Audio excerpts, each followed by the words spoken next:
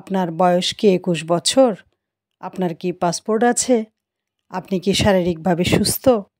এই ৩টি প্রশ্নের উত্তর যদি হ্যাঁ হয়, তাহলে আপনিও কফিল ছাড়াই সৌদি গ্রিন কার্ড পাবেন। একই সাথে আপনার নামে যদি কোনো ফৌজদারি অপরাধের রেকর্ড না থাকে, আপনি যদি বৈধভাবে সৌদি আরবে প্রবেশ করেন এবং আর্থিক সচ্ছলতার প্রমাণ দেখাতে পারেন, তাহলে সৌদি আরবে পরিবারসহ আজীবন থাকতে পারবেন।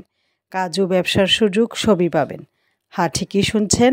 আজকের ভিডিওতে আমি ধাপে ধাপে দেখাবো কিভাবে আপনি সৌদি গ্রিন কার্ডের জন্য আবেদন করবেন, এই কার্ডের সুবিধা কী আর কিভাবে আবেদন করতে হয়। তবে আপনি যদি সৌদি আরবে না যেতে চান, কিন্তু আপনার এমন অনেক বন্ধুবান্ধব ও আত্মীয়স্বজন আছেন যারা সৌদি আরবে যাওয়ার স্বপ্ন দেখেন কিন্তু যাওয়ার সঠিক পথ জানেন না, প্লিজ তাদের জন্য ভিডিওটি শেয়ার করুন। আপনার মাধ্যমে তারা উপকৃত হবেন।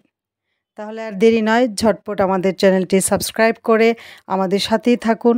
এমন সঠিক, নির্ভেজাল ও দরকারি তথ্য নিয়মিত পেতে চাইলে এখনই সাবস্ক্রাইব বাটনে ক্লিক করুন। চলুন মূল আলোচনায় যাওয়া যাক। আপনারা নিশ্চয়ই জানেন, বিদেশের পেশাজীবী ও বিনিয়োগকারীদের স্থায়ী বসবাসের সুযোগ দেয় সৌদি আরব।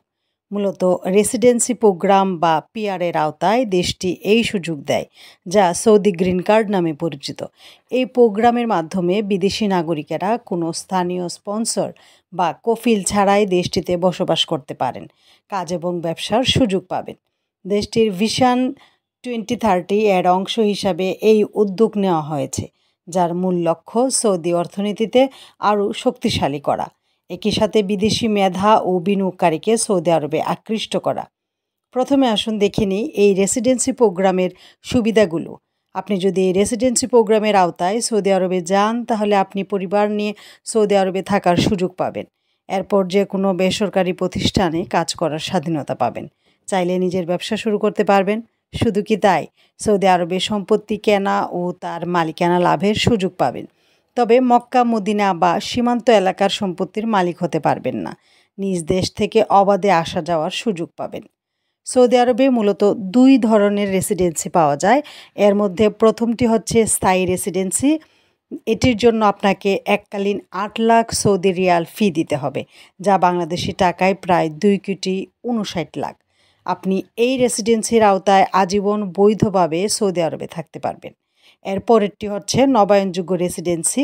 এর জন্য প্রতি বছর 1 লাখ সৌদি রিয়াল দিতে হবে, যা বাংলাদেশি অর্থে প্রায় 33 লাখ টাকা। এটি প্রতি বছর নবায়ন করতে হবে। এবার দেখুন আপনি সৌদি গ্রিন কার্ডের জন্য আবেদন করতে পারবেন কি না।